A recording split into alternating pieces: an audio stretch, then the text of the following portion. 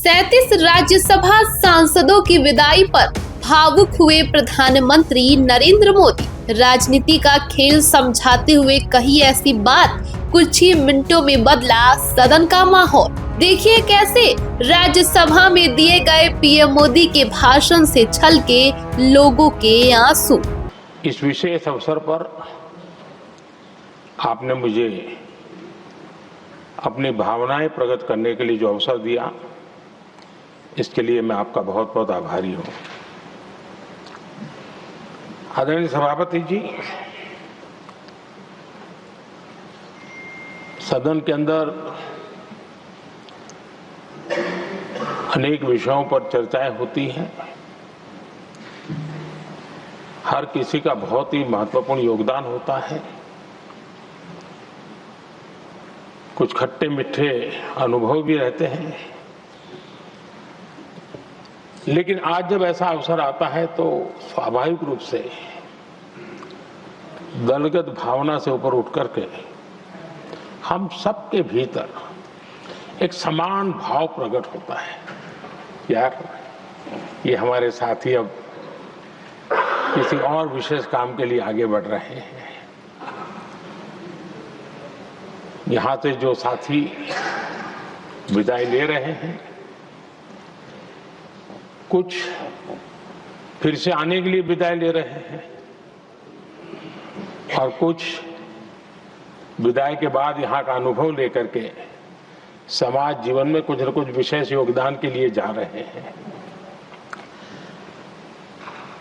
जो जा रहे हैं लेकिन आने वाले नहीं हैं, उनको भी मैं कहना चाहूंगा कि राजनीति में कोई फुल स्टॉप नहीं होता है। भविष्य आपका भी इंतजार कर रहा है और आपका अनुभव, आपका योगदान राष्ट्र जीवन में हमेशा हमेशा बना रहेगा। आदरणीय सभापति जी, इस सदन में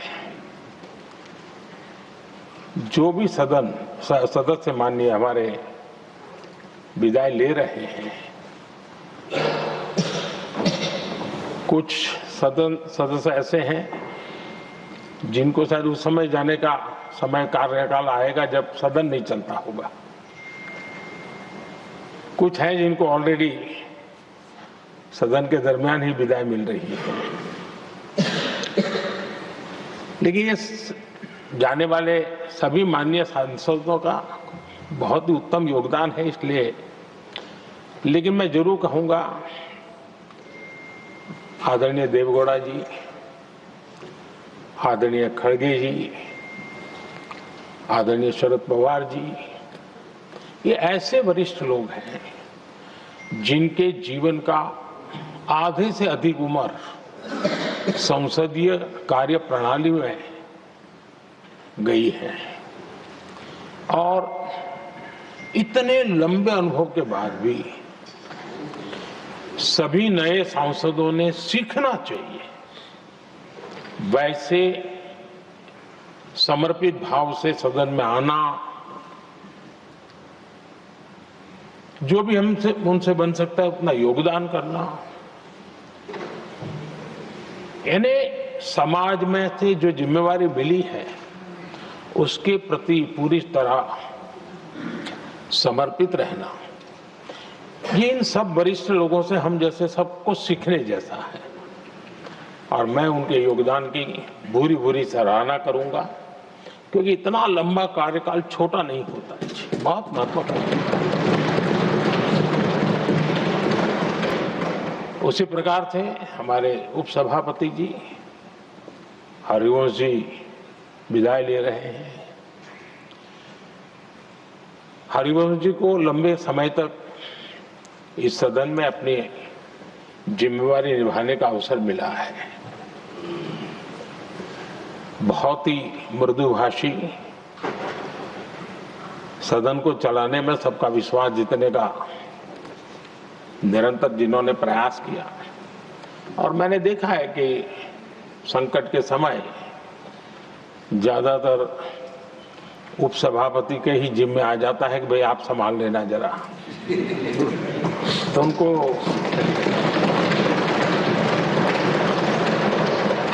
एक लंबा एक्सपीरियंस होता है, सबको जान भी लेते हैं, भली बात ही जान लेते हैं,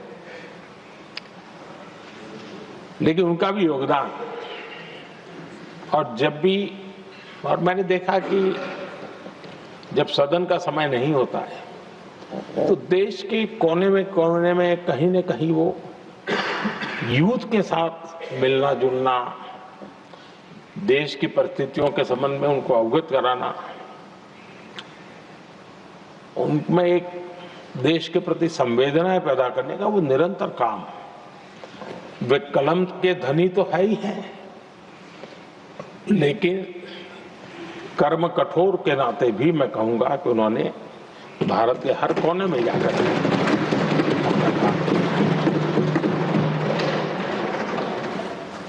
आदरणीय सभापति जी, कभी कभी किसी समय हम सुनते थे कि सदन में बहुत ही हास्य विनोद व्यंग्य का अवसर मिलता रहता है। इन दिनों शायद धीरे धीरे कम होता जा रहा है, क्योंकि 24/7 मीडिया की दुनिया ऐसी है कि हर कोई कॉन्शियस रहता है। लेकिन हमारे आठवले जी हैं जी, सदाबहार है।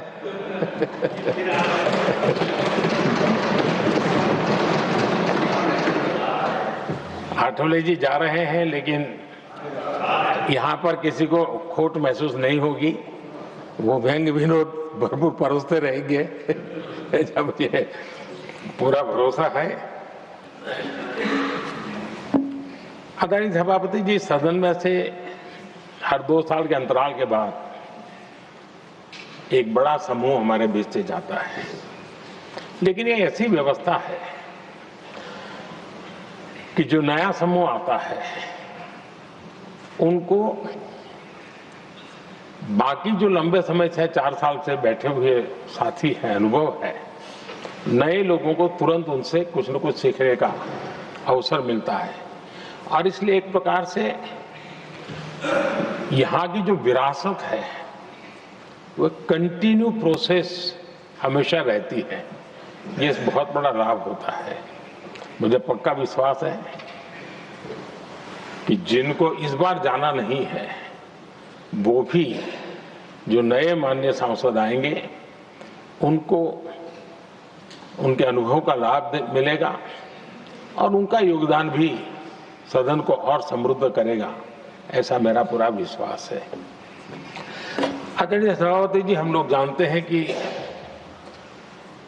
जीवन में या सार्वजनिक जीवन में जब भी कोई महत्वपूर्ण निर्णय करना होता है तो परिवार के लोग बैठ करके मन बना लेते हैं कि ऐसा करना है, लेकिन फिर भी कहते हैं अरे ऐसा करो, उनसे जरा पूछ लीजिए, एक सेकंड ओपिनियन ले लीजिए किसी वरिष्ठ से। और घर में वरिष्ठ नहीं कहेंगे, मोहल्ले में देखो भाई वो काफी अनुभवी है, जरा उनसे पूछ लो एक बार उनका मन क्या करता है।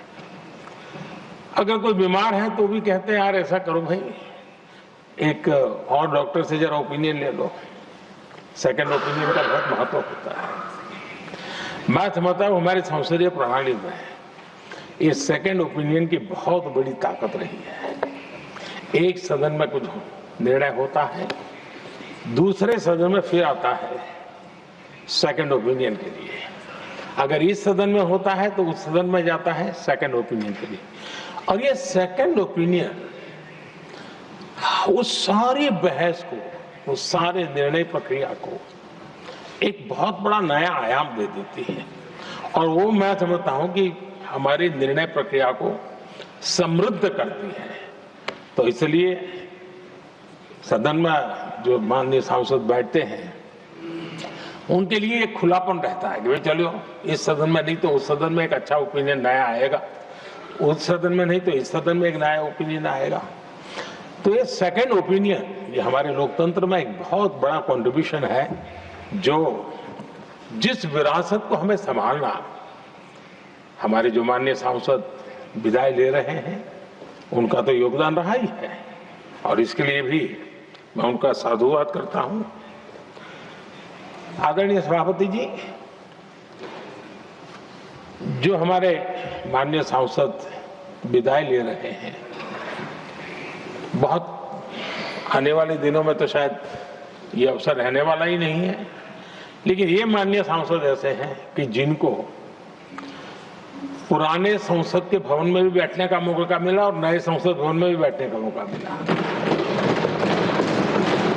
उनको दोनों इमारतों में उनको राष्ट्र के कल्याण के लिए अपना योगदान देने का अवसर मिला है और उनके कार्यकाल में ही उनको इस नए सदन के निर्माण प्रक्रिया में और नए सदन की निर्णय प्रक्रिया में भी हिस्सा बनने का अवसर मिला है। वो एक विशेष उनके जीवन में याद रहेगी, नई स्मृति रहेगी। आदरणीय सभापति जी, मैं सभी माननीय सांसदों के, और मैं मानता हूं कि ये सदन अपने आप में एक बहुत बड़ी ओपन यूनिवर्सिटी है। राष्ट्र जीवन की कई बारीकियों से परिचित होने का अवसर सदन में प्राप्त होता है। एक प्रकार से हमारी यहाँ शिक्षा भी होती है, हमारी दीक्षा भी होती है। ये 6 साल यहाँ जो रहने का अवसर मिलता है वो जीवन को गढ़ने का, राष्ट्र जीवन के घड़तर में योगदान का तो महत्व है ही है, क्योंकि निर्णय प्रक्रिया का हिस्सा है, लेकिन स्वयं के जीवन को गढ़ने का भी एक अमूल्य अवसर होता है। और इसलिए जब माननीय सांसद यहाँ आते हैं, उस समय की उनकी जो भी सोच, समझ और क्षमता है, जब जाते हैं तो अनेक गुना वो बढ़ती है, उसका विस्तार होता है, अनुभव की एक बहुत बड़ी ताकत होती है। और तब जाकर के जाने के बाद राष्ट्र जीवन का उनका निरंतर योगदान बना रहे हैं। वे अपने तरीके से व्यवस्था के तहत हो सकते हैं, व्यवस्था के तहत न हो सके, लेकिन उनका अमूल्य योगदान मिलता ही रहे राष्ट्र जीवन के निर्माण में। उनका अनुभव हमेशा हमेशा उपयोगी हो, ये मेरी उन सभी माननीय सांसदों को मेरी शुभकामनाएं हैं। और मैं फिर से एक बार सभी माननीय सांसदों के योगदान का गौरवगान करता हूं, साधुवाद करता हूं। बहुत बहुत धन्यवाद।